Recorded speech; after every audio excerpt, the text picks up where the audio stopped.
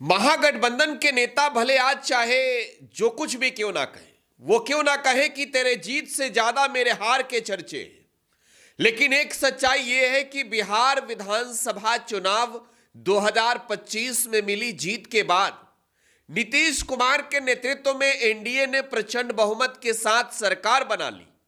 दूसरी ओर तेजस्वी यादव अब भी हार पर मंथन कर रहे हैं।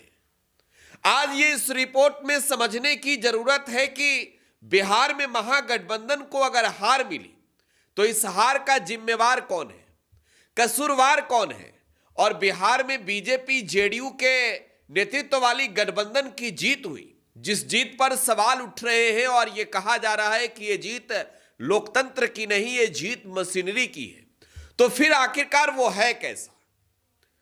आज इस रिपोर्ट में आपको सब कुछ बताएंगे। कई ऐसे पन्ने पलटने होंगे जो आप सोच रहे होंगे कि नतीजे आने के बाद तो अब इतने दिन बीत चुके, फिर आज चर्चा क्यों इस बात की हो रही है कि हार का जिम्मेवार कौन है।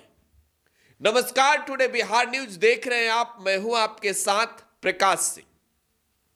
दोस्तों, बिहार में विधानसभा के चुनाव नवंबर 2025 में ही संपन्न हो गए। नतीजे भी आ गए, सरकार भी बन गई।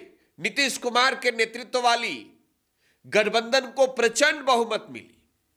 बिहार में जो एनडीए की जीत हुई वो इस तरीके की जीत हुई कि महागठबंधन के धुरंधरों की हालत खराब हो गई। आरजेडी मात्र 25 सीटें जीत पाई, कांग्रेस 6 सीटें।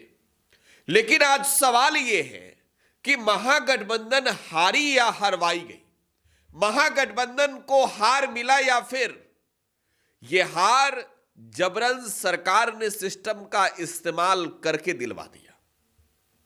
क्योंकि बिहार में तो चुनाव हो तो उसकी चर्चा पूरे देश और दुनिया में होती है। दिल्ली में बैठे सत्ताधीश भी बिहार पर निगाहें गड़ाए बैठे होते हैं, क्योंकि 243 विधानसभा सीट वाला प्रदेश है ये, 40 लोकसभा सीट वाला प्रदेश है ये। तो बिहार की राजनीति जब करवट लेती है तो पटना से लेकर दिल्ली तक मौसम बदलने लगता है। तो आज चर्चा करना यह जरूरी है कि हार का कसूरवार, जिम्मेवार, गुनाहगार आखिरकार है कौन। किसी दल के एक नेता का अगर नाम ले लिया जाए और यह कहा जाए कि यह मामूली सी कार्यकर्ता किसी जिला का नेता महागठबंधन के हार का जिम्मेवार बना है, तो शायद यह गलत हो सकता है कि आपके मायने में यह सही हो, लेकिन मेरे हिसाब से यह गलत होगा, खास तौर पर 2025 के चुनाव को लेकर।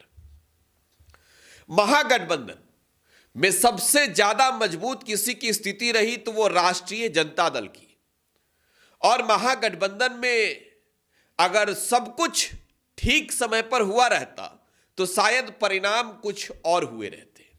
खैर, बारीकी से चर्चा करेंगे, लेकिन पहले आपको यह बता दें कि बिहार में अब भी यह चर्चा है गांवों के गलियों में, चौक चौराहों पर, शहर के हर बाजारों में कि भाई जो नीतीश कुमार को जीत मिली है ये जीत ऐसे ही नहीं मिली है। ये जीत रिश्वत के बल पर मिली है, पैसे के बल पर मिली है। 10,000 का ये कमाल है जो महिलाओं को दिया। खैर, आधी आबादी का वोट नीतीश कुमार और बीजेपी के पक्ष में गया, चाहे वो नोट से गया हो या फिर नेता पर, लेकिन वोट मिला तो है। खैर, चलिए अब उस दौर में लिए चलना चाहेंगे जब बिहार में महागठबंधन चुनाव को लेकर बड़ी रणनीति बना रही थी। बिहार में राष्ट्रीय जनता दल के लिए एक सबसे बड़ी भूल कुछ अगर हुई विधानसभा चुनाव 2025 में, तो वो मुकेश सहनी और उनकी पार्टी विकासशील इंसान पार्टी को अपने साथ लेकर। अगर मुकेश सहनी अगर महागठबंधन के साथ नहीं होते तो शायद मैं कह सकता हूं कि यह परिणाम कुछ और होता। सहनी पर ही नहीं, मैं आगे कांग्रेस पर भी चलूंगा, कांग्रेस की भी बातें करूंगा, कांग्रेस के अंदर जो कुछ भी हुआ यह भी बताऊंगा, और यह बताऊंगा कि कांग्रेस का पूरा फेल्योर प्लान किस तरीके का रहा। लेकिन पहले मुकेश सहनी से ही शुरू करेंगे। मुकेश सहनी समय और सत्ता देखकर सब कुछ तय करते हैं। मुकेश सहनी लोकसभा के चुनाव में भी रहे महागठबंधन के साथ और विधानसभा के चुनाव में भी। लेकिन आपको वो तारीखें याद है जब मुकेश साहनी देश की राजधानी दिल्ली में थे, बिहार में विधानसभा चुनाव को लेकर रणनीति बन रही थी और साहनी को लेकर बिहार की राजनीतिक गलियारों में यह चर्चा थी कि मुकेश साहनी भारतीय जनता पार्टी के नेताओं के संपर्क में है। तब यह खबर आई थी कि दिल्ली में बीजेपी के एक बड़े नेता से साहनी की मुलाकात हुई है। हालांकि उस नेता का नाम क्या है ना तो सामने आया, ना ही मैं ये बातें कन्फर्म और दावे के साथ कह सकता हूं कि साहनी ने किसी से मुलाकात की। लेकिन एक सच्चाई यह है कि मुकेश साहनी राजनीति में अब सीधे तौर पर यह समझिए तो किसी जाति विशेष की सियासत करने नहीं, टिकट और सीटों पर समझौता करने के लिए ही बस रह गए। मुकेश साहनी बिहार में महागठबंधन के पक्ष में रहे, लेकिन मुकेश साहनी का दिल एनडीए की ओर धड़कता रहा उस वक्त तक जब तक बीजेपी, जेडीयू, एलजेपीआर और हिंदुस्तानी अवाम मोर्चा के साथ साथ आरएलएम के बीच सीटों का बंटवारा ना हो गया। बिहार में जब सीटों का बंटवारा हो रहा था और इसकी चर्चा देश में दिल्ली में चल रही थी, तो उस वक्त मुकेश साहनी खुद को सेटल करने की प्लानिंग में थे और वो प्लानिंग थी कि एनडीए के साथ चले जाए। इधर तेजस्वी यादव भी इंतजार में थे कि आप जाओगे तो जाओगे किधर, और इंतजार की वो घड़ी उस वक्त खत्म हुई जब बिहार एनडीए में सीटों का बंटवारा हो गया। मुकेश साहनी को लेकर महागठबंधन ने जो सीटों के बंटवारे में देरी की, उससे कहीं ना कहीं आप ये कह सकते हैं कि पूरी रणनीति थोड़ी सी विलंब से शुरू हुई और जो प्लानिंग तेजस्वी यादव का था अगस्त से ही बिहार की जनता के बीच सीधे तौर पर चुनावी मायने में जाने का, वो तेजस्वी यादव के लिए मुकेश साहनी सड़क पे बाधा बन के खड़े हो गए और तेजस्वी यादव के सारे प्रोग्राम लेट से हुए। मुकेश साहनी की डिमांड कितनी थी भाई? 60 सीटों की।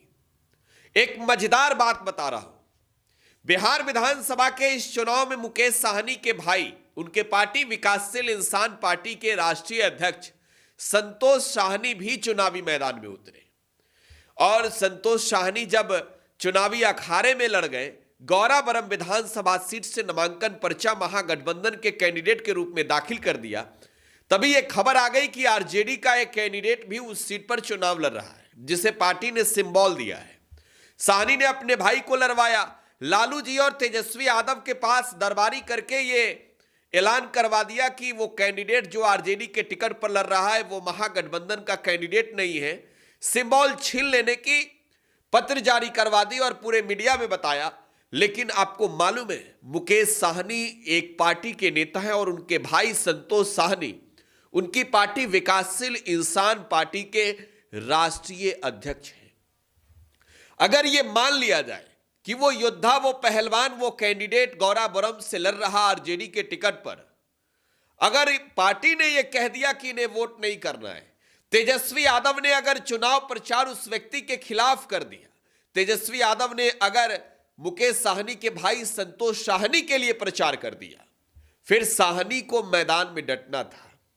मुकेश साहनी मैदान छोड़कर भाग गए। उनके भाई संतोष साहनी ने आखिरी वक्त में समर्थन दे दिया। वो समर्थन किसे? वो समर्थन आरजेडी के कैंडिडेट को। और मुकेश साहनी की हार यहीं से दिखने लगी कि साहनी बिहार में इस तरीके से हार रहे हैं कि उनके भाई तक, उनके पार्टी के राष्ट्रीय अध्यक्ष तक आरजेडी के एक बागी कैंडिडेट को समर्थन दे रहे हैं। अब वीआईपी के बाद बात करेंगे कांग्रेस की। देखिए, बिहार में जब यह क्लियर था 2020 के चुनाव में कि तेजस्वी यादव ही मुख्यमंत्री के चेहरे होंगे और महागठबंधन ने तेजस्वी यादव के चेहरे पर चुनाव भी लड़ा। बिहार चुनाव के नतीजे जो आए 2020 में, वो नतीजे इस तरीके के थे कि दिल्ली में बैठी मोदी जी की सरकार जो है वो डगमगा रही थी। बिहार चुनाव में दूसरी दफे कोई लड़का चुनावी अखाड़े में उतरता हो और वो महागठबंधन के ओर से, विपक्ष के ओर से मुख्यमंत्री का चेहरा बनके पहली दफे लड़ता हो और मात्र 12,000 वोटों का फासला रहे, तो आप इसमें कोई दो राय नहीं कहने में कि वो एक इन फ्यूचर सीएम है। तो उसके चेहरे पर अगर आप चुनाव लड़ रहे हैं साथ में, तो क्लियरिटी देने में क्या दिक्कत थी? बिहार कांग्रेस ने कृष्णा अल्लावरू को प्रभारी बना दिया। बिहार का ब नहीं समझ पाए कृष्णा अल्लावरू, और बिहार के चुनावी दंगल में जो उन्होंने योद्धा पहलवान उतारने की पूरी रणनीति बनाई, इस तरीके की जैसे मानो आपस घर की लड़ाई है और इस लड़ाई का फायदा बगल वाले को मिल गया। कृष्णा अल्लावरू बिहार में प्रभारी बने, राजेश राम जो है वो अध्यक्ष बने, और एक बड़े मजे की बात है, हमने आपको पहले ही रिपोर्ट में एक बार बता दिया था कि राजेश राम चुनाव हारने वाले हैं कुटुंबा से, तो राजेश राम के खिलाफ बड़ी एंटी इनकम्बेंसी थी कुटुंबा में। तो जिस चीज को आप जान रहे हैं, समझ रहे हैं, भांप रहे हैं, आखिर आप बहती धारा में क्यों नहीं चल रहे हैं? आप एक नई रोड तैयार कर रहे हैं। अगर आप तेजस्वी यादव को, आरजेडी को, महागठबंधन के मुख्यमंत्री के चेहरे पर मुहर नहीं लगाते हैं, सीटों की घोषणा जब तेजस्वी यादव ने अपने कैंडिडेट की कर दी, उसके बाद जो है वो आप इस बात की घोषणा करते हैं कि हमारे महागठबंधन के चेहरे, मुझे याद है मैं उस वक्त प्रेस कॉन्फ्रेंस में था, अशोक गहलोत प्रेस ब्रीफ कर रहे थे और उन्होंने कहा कि तेजस्वी यादव मुख्यमंत्री के चेहरे हैं, और उन्होंने ये घोषणा की कि भाई मुकेश साहनी डिप्टी सीएम है। और साहनी जी पर तो मैं अभी और आगे आऊंगा, अभी खत्म नहीं हुआ है मुकेश साहनी का एपिसोड। तो उतनी देरी जब आप करते हैं तो जाहिर सी बात है कि इसका फायदा सीधे विरोधी खेमे को मिलता है। भले ही प्रधानमंत्री नरेंद्र मोदी और अमित शाह ने यह कभी नहीं कहा हो कि हम बिहार में नीतीश कुमार को मुख्यमंत्री बनाएंगे, लेकिन यह तो कहकर चुनावी रैलियां की ना कि नीतीश कुमार के नेतृत्व में चुनाव लड़ रहे हैं, बिहार में हमारी सरकार चल रही है। महागठबंधन जब राजेश राम और कृष्णा अल्लावरू जैसे नेतृत्वकर्ता बिहार में हो गए, तो आप ये कह सकते हैं कि कांग्रेस ने डुबोने में कोई कमी कसर नहीं छोड़ी है। 61 सीटों पर चुनाव लड़ी कांग्रेस, 61 सीटों पर। और मैं आपको बता रहा हूं कि कांग्रेस की बिहार में अपने बलबूते बदौलत यह है कि एक बार स्टडी करनी चाहिए थी कृष्णा अल्लावरू को कि बिहार में बाई इलेक्शन हुए। जब आप फ्रेंडली फाइट की बात करते हो तो आपने फ्रेंडली फाइट किया है बाई इलेक्शन में कुशेश्वर स्थान में, तो फ्रेंडली फाइट के नतीजे क्या थे? कांग्रेस को क्या कहानी मिली थी, वहां पर क्या सीखने को मिला था? दूसरी चीज, आप महागठबंधन के मुख्यमंत्री के चेहरे पर मुहर नहीं लगा रहे हैं, यह क्लियर कर दो कि आपके पास मुख्यमंत्री का चेहरा है कौन, वो चेहरा जो बिहार की जनता के बीच लोकप्रिय हो। बिहार में कांग्रेस के पास ऐसा एक भी नेता नहीं है, नहीं था, और आने वाले वक्त में क्या होगा मैं नहीं जानता हूं। तो हार का ठिकाना सिर्फ एक दल और एक दल के नेता पर नहीं, मैं कह रहा हूं कि इसमें कांग्रेस और वीआईपी की भी बड़ी भूमिका है। आखिरी दौर तक नचाते गए। अब मैं आपको लिए चलना चाहता हूं कि कांग्रेस ने देरी क्यों की। कांग्रेस ने कहा कि हमारी मन मुताबिक सीटें दे दो। सीटें कितनी? 70 सीटों पर, 70 सीटों पर कांग्रेस बिहार विधानसभा चुनाव 2020 लड़ी, जीती कितनी? मात्र 19। बिहार में अगर महागठबंधन की सरकार नहीं बन पाई थी तो सीधा इसका जिम्मेवार और जवाबदेह 2020 में भी कांग्रेस था। आप जब अधिक सीटों पर लड़ते हो, 50% भी स्ट्राइक रेट नहीं है, आप नेशनल पार्टी हैं, तो फिर आपका जो है वो कहानी और किस्सा यही है कि आपकी स्थिति वो रही जो आपने खुद बढ़े ना बढ़ने दिया। तो बिहार में कांग्रेस 2020 के चुनावी नतीजों के बाद और भी एग्रेसिव हो गए कि भाई अब हमें और सीटें चाहिए, हम और सीटों पर लड़के जीतेंगे। 50% से अधिक स्ट्राइक रेट आरजेडी ने दिया। 144 सीटों पर आरजेडी चुनाव लड़ी थी, 75 सीटें आरजेडी ने जीती। 50% से काफी अधिक स्ट्राइक रेट आरजेडी ने दिया। आप कम से कम 50 तक तो देते, 50 के करीब तक तो भटकते, 35 सीट तो जीते ना, 25 तो जीते होते, 19 सीटें जीती। अब इस हिसाब से तब गठबंधन में एक दल भी कम था, इस बार एक दल वीआईपी बढ़ गया। अब मुकेश साहनी की पार्टी की जो लेट लतीफ वाली कहानी रही, कांग्रेस भी इससे कम जिम्मेवार नहीं है। जब बिहार कांग्रेस ने कृष्णा अल्लावरू और राजेश राम जैसे नेता ने पूरी माथा पीछी करके रणनीति बनाई और अपने रणनीति में खुद फंस गए, बिहार में महागठबंधन को फंसा दिया कि 71 सीटें चाहिए, कैंडिडेट का पता नहीं और सीटों की डिमांड बढ़ती जा रही थी। अब जो 71 सीटों की कहानी रही, 61 सीटों पर जो चुनाव लड़ी कांग्रेस, सीधे तौर पर यह समझने की जरूरत है कि ये देरी, जो पूरा प्रेशर पॉलिटिक्स चला बिहार में महागठबंधन के अंदर सिर्फ सीटों को बढ़ाने के लिए, और कांग्रेस 71 सीटों पर 61 सीटों पर लड़ी। कांग्रेस अगर 61 सीटों पर चुनाव लड़ती है तो यह समझने के लिए काफी है कि कांग्रेस अपने पैर में ही कुल्हाड़ी नहीं मार रही है, वो कुल्हाड़ी महागठबंधन में शामिल अन्य घटक दलों के पैरों में भी मार रही है। क्योंकि आप नेशनल पार्टी हो, कांग्रेस की पहचान और वजूद यह है कि वो एक राष्ट्रीय पार्टी है, देश के लगभग हर राज्यों में चुनाव लड़ती है। बिहार में आप जो है वो क्षेत्रीय पार्टी के साथ मिलकर चुनाव लड़ रहे हैं। पिछली दफे के नतीजों को याद कर थोड़ा बहुत समायोजन किए होते तो आज नतीजे कुछ और होते। आप जितने देर से गए जनता के बीच उतने पहले जाकर एनडीए ने वो बातें सेट कर दी।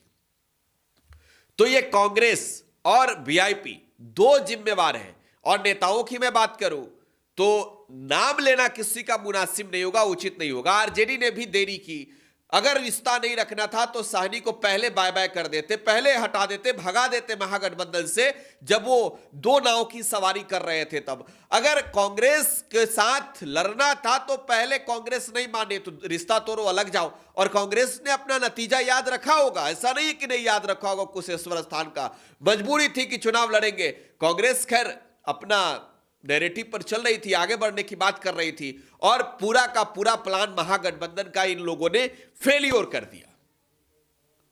अब दूसरी बड़ी बात कि एनडीए जो वोट से ठीक पहले महिलाओं के खाते में 10-10 हजार रुपए भेजा नीतीश कुमार ने, मोदी जी ने, यह बड़ा कमाल रहा। इससे भी बड़ी चीज की जो पन्ना प्रमुख वाला सिस्टम रहा पहले से बीजेपी का, वो नीतीश कुमार ने इस बार जीविका प्रमुख कर दिया कि भाई जीविका के महिलाओं को दे दो ये पूरा लिस्ट, और ये लिस्ट मिला लो कि कितनी महिलाओं ने सरकार के पक्ष में वोट किया है, और इसी से मालूम चल जाएगा कि आगे क्या होगा, जीत हार होगी। और जीविका ने कमाल कर दिया, मशीनरी काम आया और बिहार में नीतीश कुमार की सरकार बन गई। आरजेडी, राष्ट्रीय जनता दल, देखिए सबसे बड़ी बात कि आरजेडी की भी बड़ी प्लानिंग रही। 143 सीटों पर आरजेडी ने ऐसे ही चुनाव नहीं लड़ लिया।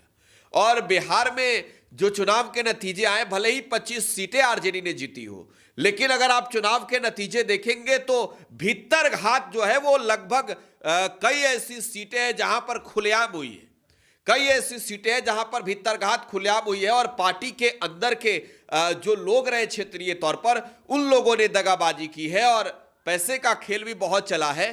तो तेजस्वी यादव को सबसे पहले उन गद्दारों की लिस्ट जमीनी तौर पर निकालनी होगी और फिर इस पर जो है वो मुहर लगानी होगी। हालांकि कैंडिडेट का सिलेक्शन आरजेडी ने बहुत बेहतर किया था। आरजेडी के जो कैंडिडेट रहे लगभग अगर मैं सीटों का कहूं तो पूरा गुना भागा सेट करके तेजस्वी यादव ने जो है वो कैंडिडेट का सिलेक्शन किया था। जैसे आपने लोकसभा के चुनाव में देखा होगा, औरंगाबाद सीट से आरजेडी ने जेडीयू से आए अभय सिन्हा को चुनाव लड़ा दिया और वो सांसद बन गए।